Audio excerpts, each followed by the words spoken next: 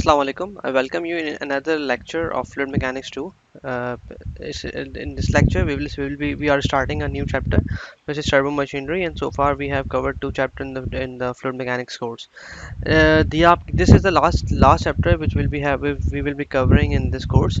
The name of chapter is turbo machines, right? Turbo machine एक बहुत ही important chapter है as far as the mechanical engineers are concerned. So we will try to cover some basic concepts and some basic mathematical concepts and some important theoretical characteristics of these type of machines. सबसे पहली बात है कि turbo machinery होती क्या है। Turbo machinery की जो बेसिक डेफिनेशन है वो ये है कि turbo machinery are mechanical devices that either extract energy from fluid जिसको हम टर्बाइन कहते हैं और add energy to a fluid जिसको हम पंप कहते हैं as a result of dynamic interaction between the device and the fluid. So the important thing यहाँ पे समझने की है कि टर्बो मशीनरी एक वास्ट एक कैटेगरी है जिसके अंदर दो डिफरेंट टाइप्स की मशीन्स फॉल करती हैं। एक जो है वो एनर्जी एक्सट्रैक्टिंग मशीन्स होती हैं और एक एनर्जी प्रोवाइडिंग मशीन्स होती हैं। जिससे हम एनर्जी एक्सट्रैक्ट करते हैं जिन मशीन से उनको हम टर्बाइन कहते हैं और जिनको हम प्रोवाइड जिन जिससे आप जिनको प्रोवाइड करते हैं एनर्जी उनको हम पंप्स कहते हैं। बुनियादी मकसद क्या है इन दोनों का कि मिसाल के तौर पर और आसान अल्फाज में अगर आपके पास एक फ्लूइड है, if you have a fluid stream, अगर वो फ्लूइड स्ट्रीम किसी मशीन के ऊपर टकरा रही है और वो रोटेट कर रहा है, घूम रहा है और उससे आप कुछ मैकेनिकल वर्क जो है एक्सट्रैक्ट कर रहे हैं तो वो टर्बाइंस कहलाती हैं। अगर आप उस मशीन को किसी एक्सटर्नल सोर्स से एनर्जी प्रोवाइड कर रहे हैं और फिर वो मशीन जो है वो उस फ्लूइड के ऊपर वर्क करके उसका प्रेशर उसकी एनर्जी बढ़ा रही है तो उसको हम पंप कहते हैं। अच्छा, ये तो बहुत बेसिक डेफिनेशन है। इफ़ यू रिमेंबर जब आपने थर्मोडायनामिक्स पढ़ी थी, थर्मोडायनामिक्स 1 में जब आप रैनकाइन साइकिल्स पढ़ते थे तो you have a compressor and a turbine और यू हैव अ पंप। तो जो पंप है या कंप्रेसर्स हैं, टरबाइंस हैं, पंप्स एंड कंप्रेसर दोनों जो है वो टर्बो मशीनरी की कैटेगरी में ही फॉल करते हैं। बट और you can say the compressors and pumps are fall in the same category जो कि एनर्जी एनर्जाइज करते हैं फ्लूइड को या प्रेशराइज करते हैं, जबकि टरबाइन जो है वो एनर्जी फ्लूइड से एक्सट्रैक्ट करती है। यहाँ पे एक बहुत बेसिक सी फिगर बनी हुई है which actually shows two different things which is one is compressor and one is a turbine। तो देखें कंप्रेसर और पंप में फ़र्क क्या है। बुनियादी बुनियादी बात एक ही है कि दोनों डिवाइसेस हैं, चाहे वो कंप्रेसर हो या पंप हो, उसकी बहुत सारी टाइप्स हो सकती हैं डिपेंडिंग अपॉन कि वो फिजिकली किस तरह स्ट्रक्चर हुआ हुआ है, उसकी डायमेंशंस क्या हैं, उसकी एप्लीकेशन क्या है। तो मिसाल के तौर पर कंप्रेसर जो है, आमतौर पर जो वर्ड कंप्रेसर है उसको हम इस्तेमाल करते हैं उन उन केसेस में जब आपके पास लिक्विड जो फ्लूइड है वो आपके पास गैस है जिसको आपने गैस को प्रेशराइज करना है। यूजुअली हम गैस टर्बाइंस के अंदर जो इस्तेमाल करते हैं प्रेशर इंक्रीजिंग डिवाइस जिसको हम कंप्रेसर कहते हैं। मगर अगर हम पंप्स की बात करते हैं तो यूजुअली हम पंप की जो इस्तिलाह है, पंप की जो टर्मिनोलॉजी है वहाँ इस्तेमाल करते हैं जहाँ पे आपके पास जो फ्लूइड है वो लिक्विड फॉर्म में होता है। अच्छा, फिर पंप्स की मुख्तलिफ टाइप्स होती हैं, तो हम वो उसमें वो टाइप डिफरेंट होती हैं on the basis of structure और उनकी ज्योमेट्री कैसी है। तो हम यहाँ पे एक ही टाइप डिस्कस करेंगे अपने कोर्स में, जैसे सेंट्रीफ्यूगल पंप, और वो क्या होते हैं हम बाद में अभी देखते हैं इंशाल्लाह आगे। तो this is a basic introduction of turbo machinery. इस फिगर को देखने के बाद अगर if you are we can just have a quick overview of this picture. अगर आप देखें तो on the right hand side you have a compressor जिसमें से कंप्रेस्ड एयर फ्लो बाहर निकल रहा है और एयर फ्लो अंदर आ रही है from the axial direction. Axial से मुराद के जो शाफ्ट है, इस शाफ्ट के एक्सेस के अलोंग फ्लो एंटर हो रही है, एयर एंटर हो रही है और वहाँ से ये कंप्रेसर जो है रोटेट कर रहा है और वो उस एयर को कंप्रेस कर रही है, बाहर निकाल रहा है। अगर on the left hand side of this figure you have turbine, very simple turbine in which the flu gases is actually entering from the radial direction and it actually causing the rotor to move, and जब वो rotate कर रहा है तो वो कुछ work output कर रहा है और ये टरबाइन जो बेसिकली लिंक हुई हुई कंप्रेसर से। तो बेसिकली अगर आप गौर करें कि कंप्रेसर को एनर्जी चाहिए होती है बाहर से ताकि वो फ्लूइड के ऊपर वर्क करे, और टरबाइंस जो है वो एनर्जी फ्लूइड से निकालता है ताकि उससे हम एनर्जी ले सकें। तो ये बेसिक डिफरेंस है इन दोनों मशीन्स के अंदर। आगे चलते हैं।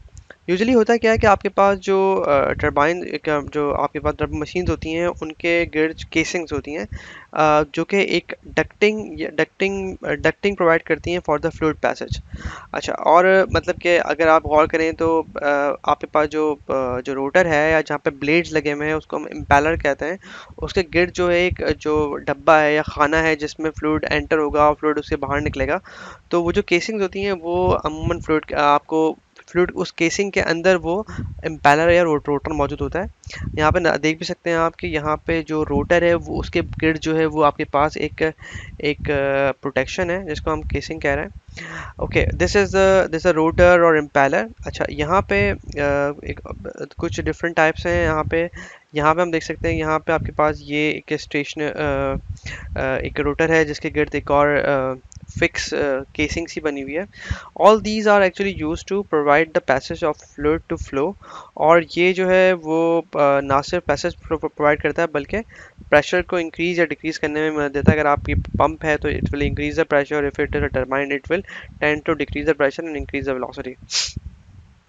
दूसरे अलावा कि आपके पास जो टर्बो मशीन में depending upon the flow direction हम कैटेगराइज करते हैं फ्लूइड को। फॉर एग्जांपल यहाँ पे आप यहाँ पे देख सकते हैं कि अगर आपके पास ये इनलेट है तो आउटलेट भी ऐसे ही है। तो this is an axial flow turbo machine. Axial flow से मुराद क्या है कि आपके पास जो इनलेट हो रहा है, जो जो इस रोटर को हिट कर रहा है, ये this is the front view of this rotor, वो हिट कर रहा है वो भी एक्सियल हो रहा है, which mean parallel to the axis of the machine. And where it is exiting it is also parallel. तो ये एक प्योरली एक्सियल टर्बो मशीन है। यहाँ पे ये एक रेडियल फ्लो है। अगर आप गौर करो कि यहाँ पे जो फ्लो है वो इसके गिर्द रेडियली मूव कर रहा है, इस टरबाइन के इसका जो रेडियल डायरेक्शन है उसके अलॉन्ग घूम रहा है। तो यहाँ पे डिफरेंट और there are mix machine as well जिसमें रेडियल और एक्सियल एक साथ दोनों भी हो सकते हैं। अच्छा, this is a very important important thing to understand. The topic actually this actually gives you the basic energy consideration। और ये बहुत इंपॉर्टेंट है, इसको प्लीज़ और ध्यान से देखिएगा, ध्यान सुनिएगा और please try to understand it. I will try to explain this very slowly. Okay, now let's consider the basic energy consideration। Energy consideration से मुराद ये है कि अगर आप किसी फ्लूइड को एनर्जाइज कर रहे हैं तो वो पंप हो गया, और जब फ्लूइड से एनर्जी निकाल रहे हैं तो वो टरबाइन हो गई। तो how the dynamics actually and how the vector mechanics is of this machines are. पहले हम इस फिगर को समझ लेते हैं। जो आपके पास एक रोटर है, उस रोटर के अंदर जो फ्लो है वो आपके पास उसमें these are the blades and these blades have some profile, right? अगर आप और यहाँ पे हमने एक ब्लेड के अक्रॉस, बिकॉज होता है क्या है जब आपके पास फ्लूइड टकराता है इस रोटर से, तो वो इन ब्लेड से इंटरेक्ट करता है, और ब्लेड जब इंटरेक्ट करता है तो वो ब्लेड के ऊपर कुछ net positive force net positive force जो है वो अप्लाई करता है। जब फोर्स अप्लाई करता है तो एज अ रिएक्शन ये मूव करता है, या एनर्जी या तो एनर्जी इसको दे देता है रोटर को, या फिर एनर्जी से ले लेता है। तो अगर ये इसे घुमाएगा तो ये टरबाइन होगी, या ये ब्लेड फ्लूइड को घुमाएगा तो ये पंप होगा। That's a very basic concept, ठीक है। तो अगर मैं फिर रिपीट करता हूँ, अगर आपके पास फ्लूइड इस चीज़ से टकरा रहा है तो अगर ये रोटर फ्लूइड के ऊपर वर्क कर रहा है तो ये पंप है, और अगर फ्लूइड इस पर वर्क कर रहा है तो ये टरबाइन हो गई। तो यूजुअली जो ब्लेड्स हैं इनके साथ जब आपके पास फ्लूइड इंटरेक्ट करता है तो एक नेट पॉजिटिव या नेगेटिव फोर्स इस पर एक्ट कर रही होती है, जिसकी वजह से वो पंप या टरबाइन की कैटेगरी में फॉल करता है। यहाँ पे हम देखते हैं कि एक्चुअली हो क्या रहा है। अगर आप गौर करें तो ये जो ब्लेड है इसके गिर्द एक क्रॉस सेक्शन ड्रॉ हुआ है which is A B C and D. और ये अगर आप यहाँ से देखें इन द रेडियल डायरेक्शन, अगर मैं यहाँ से देखता हूँ रेडियल डायरेक्शन बाद, this is very important to understand the axes on this figure, because radial direction जो है वो along the radius of this impeller है, या in of this impeller, right. तो रेडियल डायरेक्शन अगर मैं देखता हूँ तो मुझे ए बी सी डी जो है वो कुछ इस तरह नज़र आएगा। अगर आप गौर करें, this is A, this is B, this is C and this is D. तो और ये जो आपके पास नज़र आ रहा है डार्क ब्लू कलर से, ये इस प्लेट का एक क्रॉस सेक्शन है जिसको हमने कट किया। नाउ व्हाट विल हैपन, जब इस पर फ्लो टकरा रहा है तो फ्लो जब इस पर टकराएगा तो यहाँ पे फ्लूइड पॉइंट ए से एंटर हो रहा है, मतलब इस ब्लेड के पॉइंट ए पर यहाँ से एंटर हो रहा है, और सी से वो बाहर की तरफ निकल रहा है, तो फ्लूइड टकराया और इसने इस प्रोफाइल ऑफ द ब्लेड को फॉलो करके वो बाहर निकल गया.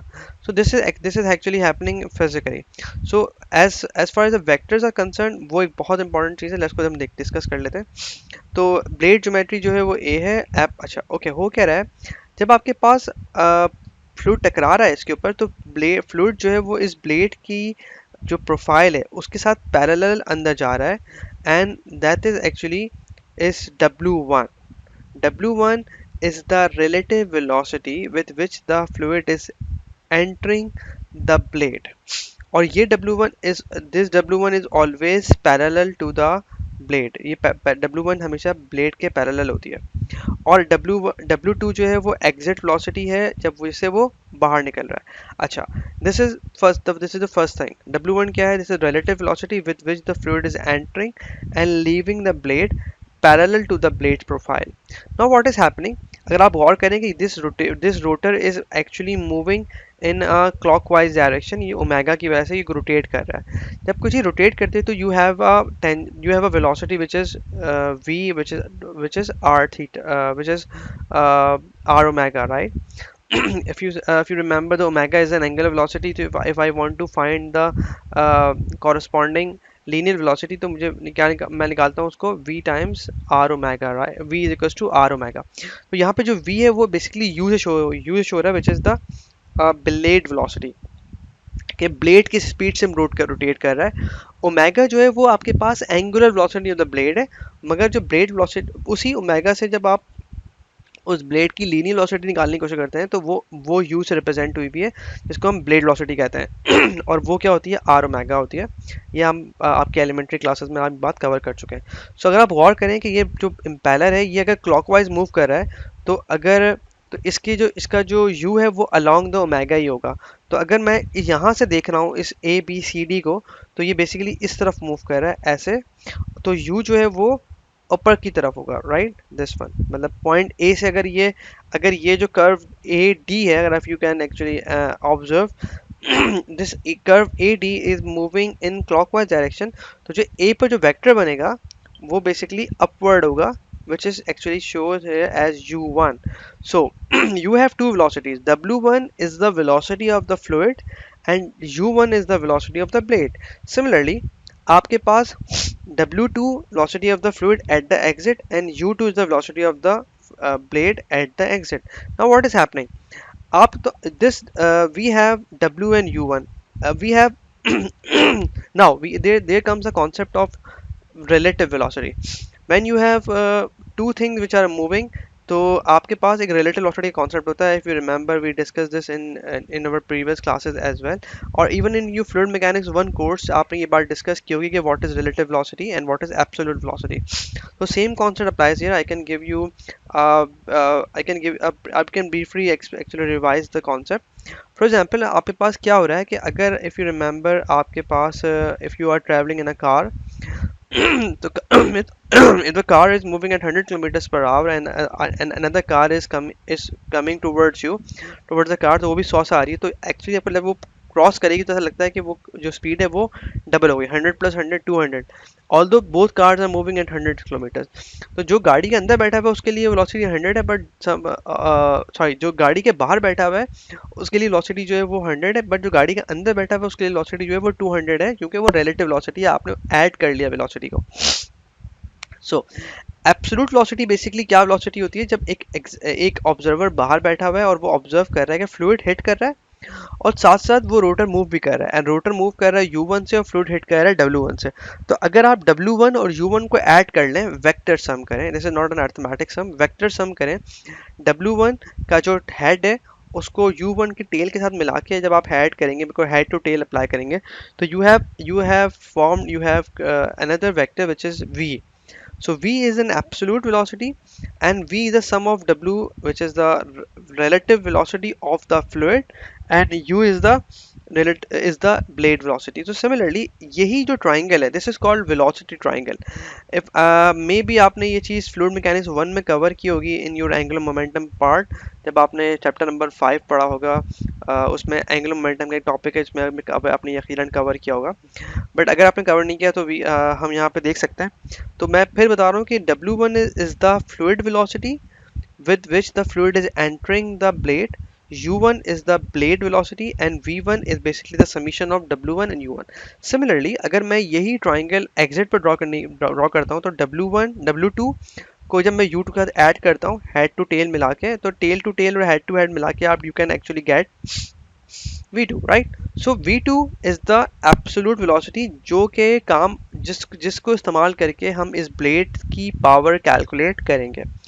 One more thing to understand, which are axes, tangential axis and axial axis. अगर आप थोड़ा सा ऑब्जर्व करें, the line which is parallel to AB or CD is basically this dotted line which is along or the parallel to the axis of the turbine, और जो इसके इस axial axis इस एक्सियल एक्सिस के perpendicular है वो tangential होगी, and tangential axis जो है उसी के पैरेलल U1 है, एंड एक्सियल जो है आपके पास यहाँ पर है, ठीक है। So this is really important to understand कि विजुलाइज करना बहुत ज़रूरी है।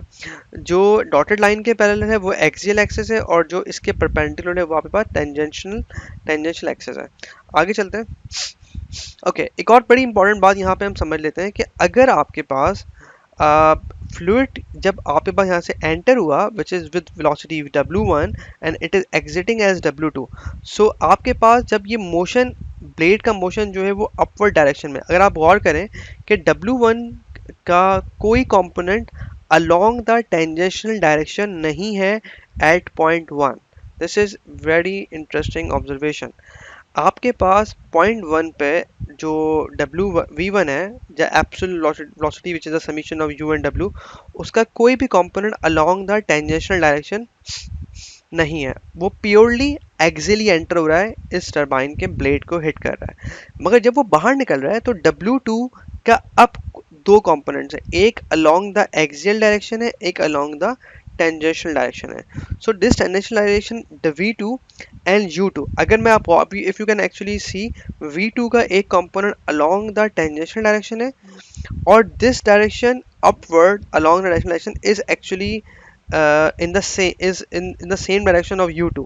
अगर U2 और V2 का टेंजेंशियल कंपोनेंट सेम डायरेक्शन में होता है तो हम ये कहेंगे कि ब्लेड जो है वो फ्लूइड को पुश कर रहा है, which means that when blade is pushing the fluid, it means this machine is energizing or pressurizing the fluid, and consequently this blade or this machine or this setting of the this setting is called, this rotor is of a pump।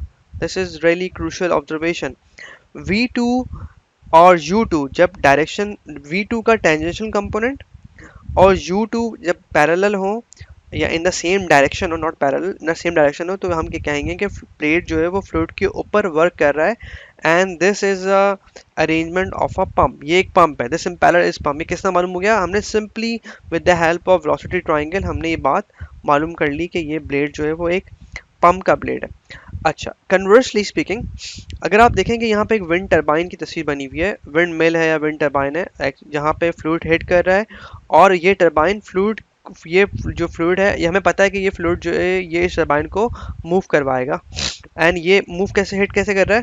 This is axially hitting the blades. आप गौर कर सकते हैं कि this is actually hitting the blade axially, axis of the rotation के parallel move कर रहा है। This is the front view and this is the side view. आप गौर करें कि यहाँ पर भी ये ब्लेड जो है, अगर आप if you are seeing from the radial side, radial view है ये इस ब्लेड का, तो ये जो ब्लेड्स हैं ये बेसिकली इनके क्रॉस सेक्शंस हैं। तो जो W1 is always parallel to the blade। This is very crucial in basically in drawing or forming the velocity triangle। W1 हमेशा ब्लेड के पैरेलल होता है। U1 जो है वो इस तरह मालूम होता है कि ब्लेड किस तरफ रोटेट कर रहा है, तो आप गौर कर सकते हैं अगर blade is rotating in the clockwise direction तो U1 नीचे की तरफ जा रहा है। लाइक अगर आप इसको कंपेयर करें तो it is moving in this direction, तो U1 और W1 को जब आपने सम करा तो यू गॉट V1। तो यहाँ पर V1 जो है वो प्योरली एक्सियली एंटर हो रहा है इस ब्लेड में। अच्छा, हमें ये नहीं पता कि ये जो ब्लेड्स हैं या ये अरेंजमेंट है, ये टरबाइन है या पंप है। व्हाट इज हैपनिंग, जब ये इस ब्लेड से बाहर निकल रही है तो ये W2 है, U2 एक्चुअली वही डायरेक्शन जो W U1 की होगी। So when you sum them up you can actually see that the V2 has two component, one is along the tangential direction and one is along the radial direction, sorry tangential, and one is along the axial direction.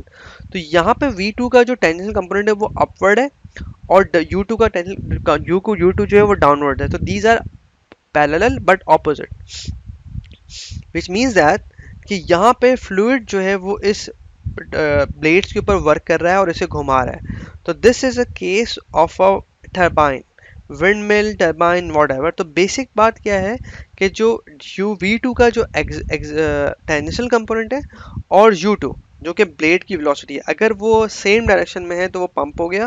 जैसे हमने यहाँ बात देखी थी कि V2 का tension component और U2 parallel same direction में, whereas here U2 and V2 are in the opposite direction, which actually shows that this is the fluid is working on the blade and here the blade is working on the fluid. So when you have a setting or arrangement in which the fluid is working on the blade, this is called turbine. So I hope कि आपको ये बात clear होगी. If you have any question please ask me in the Zoom session. ये बड़ी critical बात है as far as the basic theory is concerned of these topics, right? Moving forward, हम बात करते हैं सेंट्रीफ्यूगल पंप्स की। सेंट्रीफ्यूगल पंप बेसिकली होते क्या हैं, वो किस तरह के होते हैं, let's have a brief discussion about it. Centrifugal pump में आपके पास एक केसिंग होती है, एक इम्पेलर होता है जिसमें ब्लेड्स लगी होती हैं, and these blades are sometimes called vanes as well. आपके पास इसमें अगर आप ये इसका फ्रंट व्यू है, यहाँ से एंट्री हो रही है और ये ब्लेड से टकरा रहे हैं and then you are having a discharge. So these blades are actually working on the fluid and this is the shaft from where you are providing the power to the pump या compressor whatever। तो pump आपने पहले through electrical supply और any mechanical source आपने इस pump को rotate किया, पानी एंटर हुआ, वाटर एंटर हुआ, because we usually use water in pumps.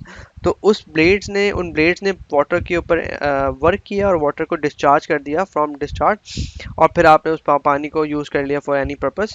So we have the basic geometry is blade, we have eye with the center, we have a casing, housing or volute, whatever you can say them, different text has different terminology.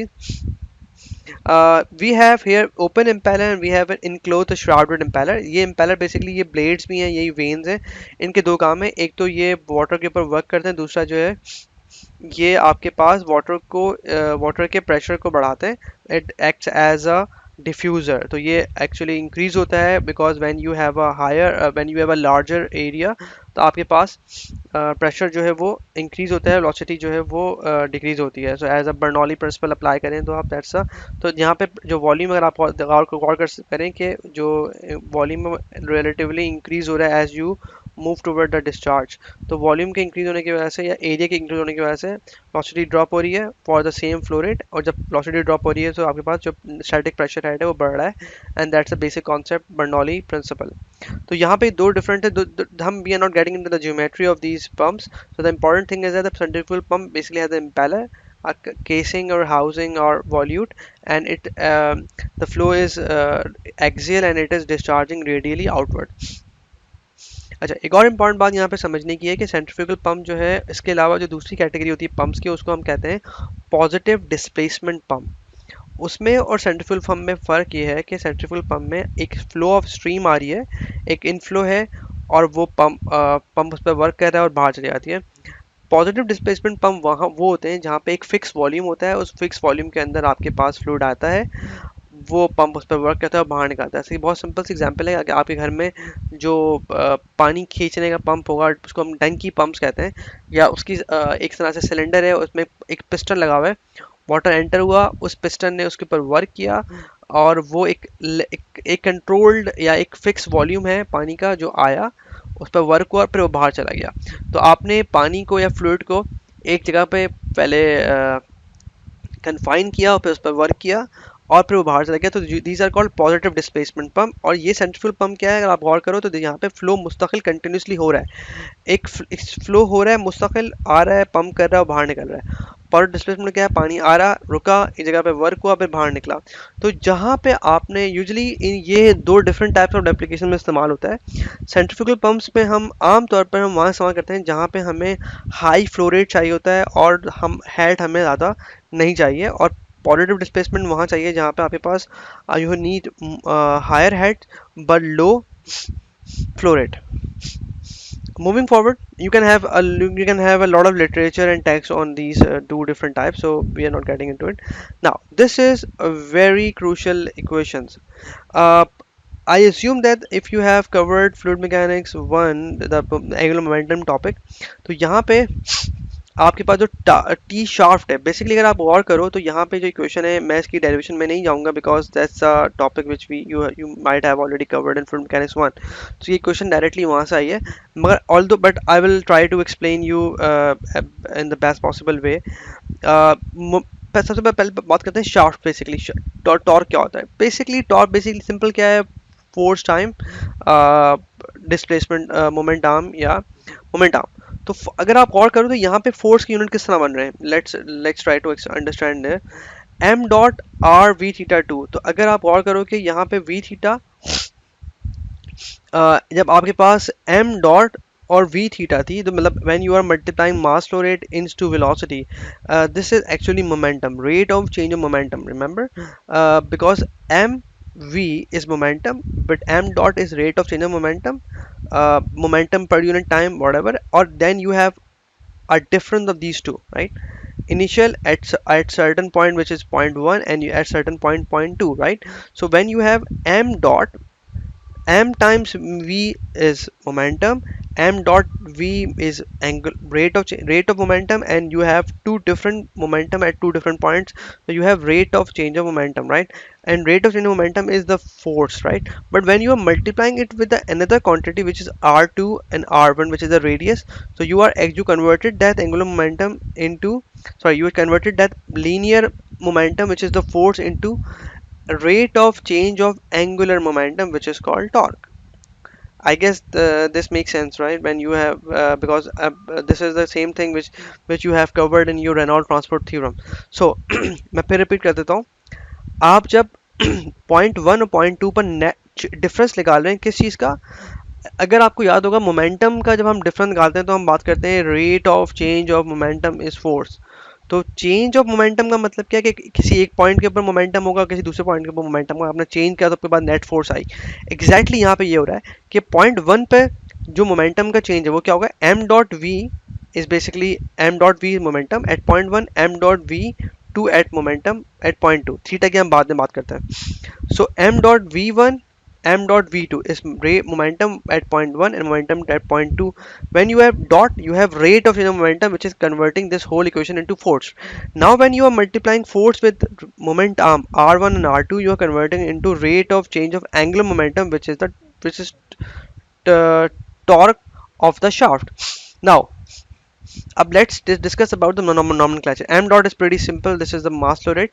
We have R2 and R1. R1 जो है और R2 क्या है? R1 blade का inlet है जहाँ पे water दाखिल हो रहा है, और R2 ब्लेड का एग्जिट है जहाँ पे वाटर, यहाँ से वाटर बाहर निकल रहा है। V पहले समझ लें V क्या है और फिर थीटा हम बाद में देखते हैं। V is the absolute velocity which is the semi vector sum of W and U, और थीटा रिप्रेजेंट करता है उस v का टेंजेंशियल कंपोनेंट को। मैं यहाँ दिखा देता हूँ आपको, यू कैन सी हियर। तो actually we have a better figure in the next slide, so which is here. So you can see यहाँ पे आपके पास एक क्रॉस सेक्शन है। यहाँ पे ये जो फिगर्स बनी हुई है shaded, these are the blades. Point यहाँ बात करते हैं, this is the inlet which is represented by V1. सो यू हैव W1 with which the fluid is entering the casing or hitting the blades. Beta 1 represents the angle of the blade. तो W1 usually beta 1 के साथ enter होता है उस blade में। Please this try to understand, this is really important. W1 जिस angle से enter हो रहा है वो बीटा वन है, और बीटा वन ब्लेड एंगल कहलाता है। यू वन बेसिकली क्या है, जो कि जिस डायरेक्शन में आपका रोटर मूव कर रहा है उस डायरेक्शन में यू वन होगी, बिकॉज यू वन बेसिकली क्या होती है, आर टाइम्स ओमेगा। सो अगर आप गौर करें, दिस इज अ सेंटर, तो इस ब्लेड का जो इनलेट है वहां पे रेडियस जो है वो आर वन है, और ब्लेड का जो एग्जिट है उसका रेडियस आर टू है। तो you have you one. Okay, now beta 1 is clear. This is the blade angle with which the W1 enters the blade. U1 is in the direction of the rotor rotation की direction में। अगर आप गौर करो कि अगर मैं इस W1 और U1 को ऐड करता हूं, तो what I need to do, I need to shift this W1 parallel and bring the tail of W1 to the head of U1 and then sum it up. तो जो summation होगा वो क्या होगा, V1। तो अगर आप यहाँ गौर करो कि W1 ऑल्दो यहाँ ड्रॉ हुआ है, it's a simple vector sum की बात हो रही है। W1 यहाँ पर है, U1 यहाँ पर है। अगर मैं इसको पैरेलल यहाँ मूव करता हूँ तो V1 क्या होगा, head to head tail to tail मिलके V1 आपने बना दिया। और V1 क्या है, V1 is the absolute velocity of the fluid which is the summation of W1 and U1। Now बात करते हैं V1 की। V1 के दो कंपोनेंट्स हैं, and V1 the angle with which the V1 is V1 making with the tangent of this circle is alpha 1। अब V1 के दो कंपोनेंट्स है, एक V थीटा 1 है। अगर you can see that V theta 1 is tangent to this circle, right, along u1, right, and vr1, vr for radius, radial flow, vr1 का v1 का एक कंपोनेंट रेडियल होगा जो कि इस डायरेक्शन में होगा। अगर आप यहाँ गौर करो प्लीज कि vr1 is the velocity component of the radial component of the velocity v1। now similarly अगर मैं यही ट्राइंगल एग्जिट बनाता हूँ तो आपके पास v w2 से ये बाहर निकल रहा है, beta 2 is then a blade angle at the exit, u2 is the blade velocity। जब आप w2 और u2 को ऐड करते हैं तो you got v2 and this alpha 2 is an angle with v2 and the tangent। similarly यहाँ पे v2 का दो कंपोनेंट है, v theta 2 and vr2। vr2 is the radial component। अगर आप यहाँ गौर कर लो कि this is a circle and this is one dimension is along the radius and one dimension is along the tangent, तो exactly same thing यहाँ बन जाती है। Now B R interest. अच्छा, अब यहाँ पे गौर करने की बहुत तलब बात यह है कि जो वेलोसिटी है उसका जो कंपोनेंट इस ब्लेड को मूव करवा रहा होगा वो इस ब्लेड इस सर्कल के टेंजेंट होगा, राइट। अगर आप यहाँ की बात करते हैं तो this V2 is responsible in moving this this blade, right. तो V थीटा 2 का कौन सा कंपोनेंट से मूव करवा रहा होगा, जो कि इस सर्कल के टेंजेंट है, and that is V theta 2। Similarly V1 पर जो असरअंदाज हो रहा होगा एट पॉइंट 1 वो उसका V थीटा 1 होगा। तो एग्जैक्टली ये बात यहाँ लिखी हुई है। अगर आप गौर करेंगे शाफ्ट में, शाफ्ट का जो टॉर्क है उसमें कौन रिस्पॉन्सिबल है, उस वेलोसिटी का tangential component, because you are making moment arm with R1 and R2। यहाँ पे आप गौर कर सकते हैं, and these R1 and R2 should be perpendicular to the velocity vector, and the only velocity vector which is perpendicular to the R1 and R2 and can rotate this blade is the tangential component which is V theta 1 and V theta 2 with these circles। तो I guess यहाँ पे बात clear हो गई होगी। अगर नहीं तो please ask me in the lectures। Now this is the basic science behind this कि आपके you are interested in V theta 1 and V theta 2 in order to find the torque of the shaft। okay, what is torque of the shaft? ये वो torque है जो कि आप pump को provide कर रहे हैं, ये वो जिससे आप पंप को एनर्जाइज कर रहे हैं, पंप को पावर कर रहे हैं ताकि वो फ्लूइड के ऊपर वर्क कर सके। नाउ m डॉट को हम कन्वर्ट कर लेते हैं रो time q, which is q is the flow rate which is simply m rho av। Moving further भी हमें ये पता है कि आपके पास पावर ऑफ शाफ्ट किस तरह निकाल सकती है, if you simply multiply the torque of the shaft with the omega which is angular velocity. So आपने यहाँ पे क्या किया, आपने सिमिलरली ओमेगा को रिप्लेस कर दिया, एंड व्हाट हैपेंड, जब आपने यहाँ पे टी शाफ्ट की इक्वेशन ये थी, ओमेगा यहाँ से आ गया। अब ओमेगा R2 क्या बना देता है, omega R2 makes u2 and omega r1 makes u1 which is the blade velocity, linear velocity। now if I divide it with the mass flow rate m dot, this relation, तो आप रो Q cancel होगा, तो you have you two we theta two minus you one we theta one. So this is W shaft which is the work per unit mass. अगर मतलब इसके units क्या होंगे, kilo joules per KG. अगर आप गौर करें, this has unit of what and this has unit of kilo joule पर KG. Now this is important. What is W shaft itself? जो टोटल प्रेशर है at the outlet of the pump minus at the inlet of the pump plus the losses. So this is the amount of shaft work which is required to energize the fluid. Because अगर हम ये losses हमारे पास होते हैं, we will discuss what are the losses which are in the pumping system. तो आपके पास point outlet और इनलेट पे जो टोटल प्रेशर है माइनस, बिकॉज पंप का आउटलेट ज़्यादा होगा पंप के इनलेट से, और लॉसेस. तो this is the W shaft. हमें डब्ल्यू शाफ्ट को कम चाहिए, like W shaft should be as minimum as possible, because ये हम प्रोवाइड कर रहे हैं पंप को ताकि वो फ्लूइड के ऊपर वर्क कर सके. तो यहाँ पे ये दोनों चीज़ें अनअवॉइडेबल है, but the only thing which we need to be which we want to be as minimum as possible is the losses. जब लॉस कम होगा तो आपके पास डब्ल्यू शाफ्ट भी कम होगा, and that's the desirable thing, but we can not avoid the loss completely. Now ये फिगर हम डिस्कस कर चुके हैं. मूविंग फर्दर, अगर आप if you see from the previous this equation, W shaft बराबर है you two we theta two minus u two u one we theta one. अगर मैं इसको और इस इक्वेशन को कंपेयर कर लेता हूँ, तो we have this equation. Now if I divide the whole equation by g, what will happen? मैं इस पूरी बर्नौली इक्वेशन की जो फॉर्म है, energy form of Bernoulli equation. अगर मैं इसको कन्वर्ट कर लेता हूँ हेड फॉर्म में, तो I need to divide it with the gravity, acceleration due to gravity. तो लेफ्ट हैंड साइड को मैंने g से डिवाइड किया तो g बन गया, और इस पूरी टर्म को जब d से डिवाइड किया तो हमारे पास क्या बन गया, p upon rho g v square upon 2g and z out, and same goes here. So what is this? This is h out, which is the head head head at the outlet, head at the inlet plus losses. HL जो है, अच्छा इसके unit जो है आपको पता है कि यूनिट जो है वो मीटर के होंगे, बिकॉज हमने इसको रो जी से जब जी से डिवाइड किया तो ये पूरा का जो कैपिटल एच है this becomes in terms of metre.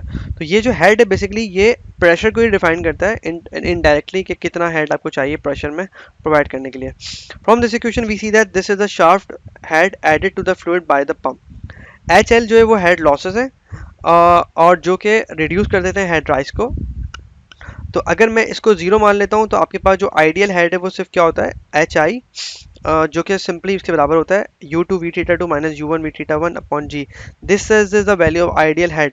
अगर ये चीज़ जीरो हो जाए, H L, if H L become zero, तो this will be the H I which is basically the ideal head, which usually is not a case in the pumps. तो ideal H को हम H I लिखते हैं, जो कि left hand side of the term है, जिसमें अगर हम एच एल को जीरो मान लेते हैं, पर ऐसा पॉसिबल नहीं है. आगे चलते हैं. ओके, इस इक्वेशन में अगर आप एक और करते हैं तो यूजुअली वी थीटा वन की अगर हम बात करते हैं, तो अगर आपके पास एक एक्सियल, प्योरली एक्सियल एंट्री है, जैसे हमने यहाँ पे बात की थी कि ये एक्सियल एंटर हो रहा है, तो अगर आप एक्सियल एंटर हो रहा है तो मतलब कि वी वन यहाँ पे वी वन का कोई कंपोनेंट वी थीटा, मतलब वी वन का वी थीटा वन जीरो है, v one is equal to v are one. क्या मतलब इस बात का? बात का मतलब यहाँ समझ लें कि वी वन भी ऐसे एंटर हो रहा है कि उसका V component along the tangential direction नहीं है, तो V one is purely along the radial direction. तो व्हाट वुड हैपन, अगर मैं अजम्पशन ले लेता हूँ तो मेरे पास इस इक्वेशन में वी थीटा वन जीरो जाएगा, तो ideal head would be equals to U two we theta two upon G. So अगर ये आइडियल हेड है for a purely axial entry, usually ऐसा होता नहीं है, बट फॉर सिंप्लीफिकेशन हम ये अज्यूम कर लेते हैं. तो आपके पास जो सिर्फ ट्राइंगल बनता है you two we theta two, ये एक्सिट ट्राइंगल बनेगा. तो v two W2 which is exiting, the fluid is exiting at an angle of the blade angle. U2 जो है वो along the direction of the motion of the blades है, और V2 इन दोनों का सम है.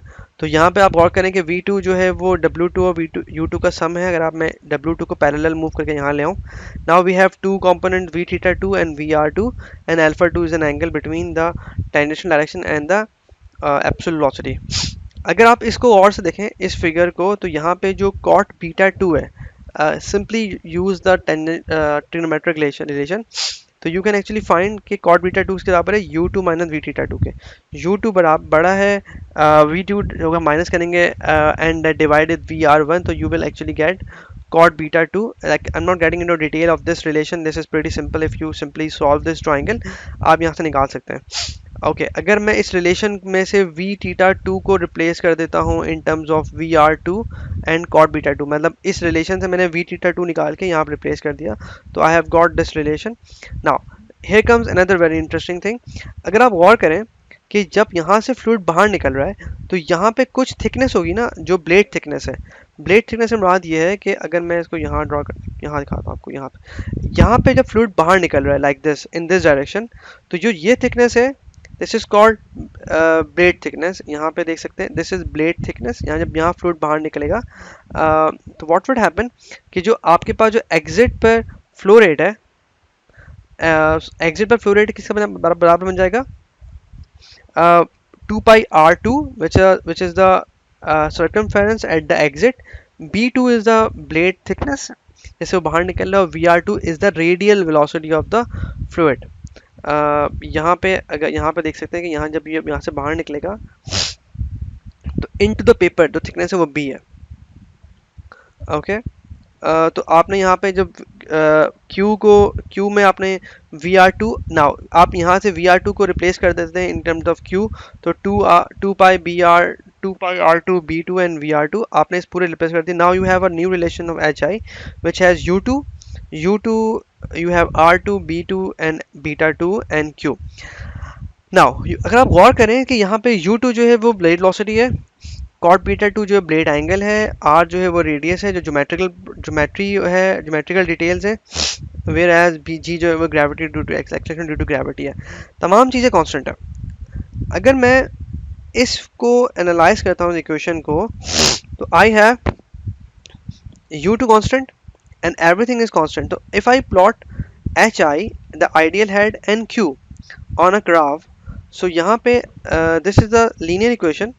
अगर मैं Q और HI को प्लॉट कर रहा हूँ, बाकी चीज़ें कांस्टेंट रख लेता हूँ, तो बाय चेंजिंग Q, तो यहाँ पे क्या होगा ये y equals to M X M minus, इसका जो स्लोप है वो नेगेटिव है because this is a variable, तो this whole term is the slope of the equation u2 cot beta 2 upon 2 pi r2 b2 g, this is the slope and which is negative, and this is the you can say the intercept, right, u2 square upon g। जब मैं इसको plot करता हूँ तो आपके पास straight line बन रही है। तो यहाँ आप गौर कर सकते हैं कि जो स्ट्रेट लाइन है वो शो कर रही है एच आई और क्यू का रिलेशन को। As you increase the Q your head is going down, and if you as you decrease the q your head increases। का मतलब क्या है कि ये इसको q को हम पंप्स की या टर्बो मशीनरी की फॉर्म में कहते हैं डिस्चार्ज, और h जो है वो अपने पास हेड है। अच्छा इसका मतलब क्या है, अगर मैं फ्लो क्यू को कम कर रहा हूँ, मतलब क्या है कि मैं उसका डिस्चार्ज कम कर रहा हूँ, मैं जो उसका एग्जिट वॉल्व को कम बंद कर रहा हूँ, तो मेरे पास प्रेशर बढ़ रहा है। और जब क्यू बिल्कुल बंद हो जाएगा तो उसको हम कहते हैं शट ऑफ कंडीशन, जब आपके पास कोई फ्लो नहीं है और आपके पास मैक्सिमम हेड होगा। इस पॉइंट पे क्या हो रहा है आपके पास कि आपके पास जो मैकेनिकल फेलियर हो सकते हैं, एंड यू कैन हैव यहाँ पे हीट अप होना शुरू हो जाएगा आपका पंप, क्योंकि आपके पास कोई डिस्चार्ज नहीं है। आगे देखते हैं, sorry, listen, so we have this is the theoretical line which is actually a relation between head and actual head, sorry, head and flow rate, जो straight line है theoretical है H I. But friction losses क्या हो सकते हैं, बीच में हमारे पास friction losses हो सकते हैं फ्लो के अंदर, तो जिसकी वजह से जो कर्व है वो स्ट्रेट लाइन नहीं बनता बल्कि थोड़ा सा नीचे बनता है। And then you have other losses which are hydraulic losses, you have mechanical losses. तो तमाम लॉसेस को जब इनकॉर्पोरेट करते हैं तो ये जो लाइन है वो स्ट्रेट लाइन नहीं आती बल्कि एक कर्व लाइन, एक कर्व बन जाता है। And the last line is basically the actual head of a pump. अच्छा ये जो आपके पास हेड और फ्लो रेट का रिलेशन है, ये हर पंप के लिए आप एक्सपेरिमेंटली ड्रॉ करते हैं, और ये जो पंप को जब आप सेलेक्ट करते हैं या डिज़ाइन करते हैं पंपिंग सिस्टम में, तो आपको ये हेड ये जो ग्राफ्स हैं ये पंप मैन्युफैक्चरर प्रोवाइड करता है। यूजुअली जो आपके पास जो फ्लो है पंप के गिर्द वो बहुत कॉम्प्लेक्स होता है, तो हम इसको एनालिटिकली नहीं कर सकते, तो usually we use experimental approach, और हम इन ग्राफ्स के ज़रिए पंप्स की परफॉर्मेंस या पंप की सिस्टम को डिज़ाइन करते हैं। These are called pump performance curves. एक और इंटरेस्टिंग इम्पॉर्टेंट बात क्या है कि अगर हम इसी की बात करते हैं कि पंप परफॉर्मेंस कैरेक्टरिस्टिक्स देखते हैं, जो एक्चुअल हेड है वो बराबर किसके कि .1 और .2 पे जो आपके पास डिफरेंस है प्रेशर का, तो आपके पास P2 minus P1 upon gamma, this is simple, आपके पास simply this is the Bernoulli equation. तो एक्चुअल हेड HS जो है वो शाफ्ट वर्क है, इसका मतलब क्या है कि जो पंप को आप पावर प्रोवाइड कर रहे हैं उसमें से अगर आप हेड को माइनस कर, जो लॉसेस को माइनस कर दें, तो you will get the actual head. तो एक्चुअल हेड जो है वो पंप वाटर को मिल रहा है कि पंप वाटर कितना एनर्जाइज हो रहा है, और वो किसके बराबर है, जो शाफ्ट वर्क है माइनस द लॉसेस। अगर मैं एज्यूम कर लेता हूँ कि .1 और .2 पर जो वेलोसिटी डिफरेंसेस है वो इतना ज़्यादा नहीं है, और जो डिफरेंस बिटवीन द एलिवेशन है Z माइनस Z2 वो भी नहीं है, तो आप ये देख सकते हैं कि HA बराबर किसके हो रहा है, P2 minus P1 upon gamma के। पावर जो है पंप को जो मिली है वो जो हॉर्स पावर है उसके बराबर है गैमा क्यू एच ए के बराबर है, where Q is the flow rate and gamma is the specific gravity. H A जो आपके पास हेड है। सिमिलरली अगर आप तो कन्वर्ट कर लेते हैं हॉर्स पावर में, तो you are dividing it with 550, तो you are getting a new number. So आगे चलते हैं। This is now efficiency of the pump can is defined by power gained by the fluid and shaft driving the pump। देखिए pump को जो चीज़ drive कर रही है, जो पावर आपको इनपुट है वो शाफ्ट से मिल रहा है, और जो फ्लूइड को पावर मिल रही है वो PF है, जो कि आपको यहाँ से मिल रही है, right, because it has a HA and HA is basically has the losses incorporated into it, so PF will be definitely less than the W shaft। So if you are converting into the horsepower, so this is brake horsepower जो आपको वहाँ से मिलती है, and efficiency has this relation which is actually nothing but the same relation which we discussed here as well here। Now we have a consolidated, a comprehensive definition of efficiency which is NH, eta H, eta M and eta AV। यहाँ पे ईटा H जो है वो hydraulic efficiency है, मतलब कि जब आपके पास फ्लूइड जब फ्लो करता है पंप के अंदर, तो आपके पास फ्लो में बहुत सारी हाइड्रोलिक कॉम्प्लेक्सिटीज़ की वजह से सेपरेशन होती हैं, तो जहाँ पे जो एनर्जी लूज होती है due to separation and other hydraulic characteristics, तो वहाँ पे ईटा एच आ जाता है। ईटा एम जो है वो आपके पास बेरिंग है, शाफ्ट है, जो आपके पास कपलिंग्स हैं, उसमें जो लॉसेस हैं उसकी वजह से मैकेनिकल लॉसेस होते हैं, और जो वाटर की लीकेजेस होती हैं उसकी वजह से भी आपके पास प्रेशर का और एनर्जी का लॉस होता है, जो कि वॉल्यूमेट्रिक लॉस कहलाता है या वॉल्यूमेट्रिक एफिशिएंसी कहलाती है। तो when you multiply all of them you get the total efficiency of the pump. Now pump performance characteristic बहुत ज़रूरी है। हम pump perform character for given pump geometry operating speeds are usually given in the form of plots. हमारे पास plots होते हैं, वो plots किस तरह के होते हैं ये देख लेते हैं। वो प्लॉट इस तरह के होते हैं, इसमें आपके पास एक्स एक्सिस पे फ्लो रेट होता है, इसको हम डिस्चार्ज कहते हैं, और वाई एक्सिस पे आपके पास हेड होता है। या ब्रेक हॉट पावर हो सकती है या पे एफिशिएंसी हो सकती है। आपके पास ये जो कर्व है ये हेड का है, ये वाला कर्व जो एफिशिएंसी का है, और ये ब्रेक हॉर्स पावर का है। और यूजुअली ये आपको दो कर्व चाहिए होते हैं किसी भी पंप को डिज़ाइन करने के लिए, काफ़ी होता है अगर आपके पास हेड पंप है and you have a brake horse power, because these are linked with these relations to find the efficiency. अगर आपके पास कोई भी दो कर्व्स हैं तो आप तीसरे की वैल्यू इन रिलेशन से निकाल सकते हैं, जो आपने यहाँ डिस्कस किए हैं। अच्छा ओके, इंपॉर्टेंट बात ये है कि हम जब पंप सेलेक्ट करते हैं तो हमारे पास ये जो एफिशिएंसी कर्व है ये डिफरेंट फ्लो रेट्स के ऊपर बना हुआ है, तो हम आमतौर पर जो डिज़ाइन लेते हैं वो मैक्सिमम एफिशिएंसी के आसपास लेने की कोशिश करते हैं, नॉर्मल और डिज़ाइन फ्लो, कि ये जो पॉइंट है जहाँ पे मैक्सिमम एफिशिएंसी है वहाँ पे जो फ्लो रेट है हम उस पर उसको ऑपरेट करते हैं, और उसी पॉइंट पर कि आपके पास जो हेड आता है वो मैक्सिमम उसकी जो ऑप्टिमम वैल्यू होती है, मे बी वो ज़्यादा ना हो, but at this point the performance is optimize. So these curves are really important because these curves are usually provided by the manufacturer, and इसको ही इस्तेमाल करके आप पंप को सेलेक्ट करते हैं, और इंशाल्लाह हम जब न्यूमेरिकल्स करेंगे तो हम इन तमाम कर्व्स को इस्तेमाल करेंगे। और अच्छा यहाँ पे एक और चीज़ है कि falling head curve and rising head curve, we have two different types of head curves. when you decrease the Q flow rate discharge, आपके पास H बढ़ता रहता है, and this is called rising head curve, and when you at in the other curve at certain point is after decreasing it, it's there's a drop. So there are two different types of head curves. We will be covering these head curves in the numerical in detail. तो हम ये तमाम curves को numerical में discuss करेंगे इंशाल्लाह detail में। Similarly आपके पास manufacturer इस तरह देता है curve, आपको एक head है, कैपेसिटी है, and these are different values of power and different operating points of efficiencies. यहाँ पे NPSH आ रहे हैं. This is net positive section head, real. So we will be discussing what NPSH are in the later in the next video. So don't worry about it. These यही curve इस तरह ही plot होते हैं in order to accommodate the same different properties, different variables in the same curve. So यहाँ पे हम इन curves को भी इस्तेमाल करेंगे इंशाल्लाह. So these curves are really crucial in designing and selecting pumps. So यहाँ तक हमने जो we will stop here, and late in the next video we will be further continuing from this point, and we will be discussing net positive section head and the system curves, right? Inshallah. So thank you very much for listening.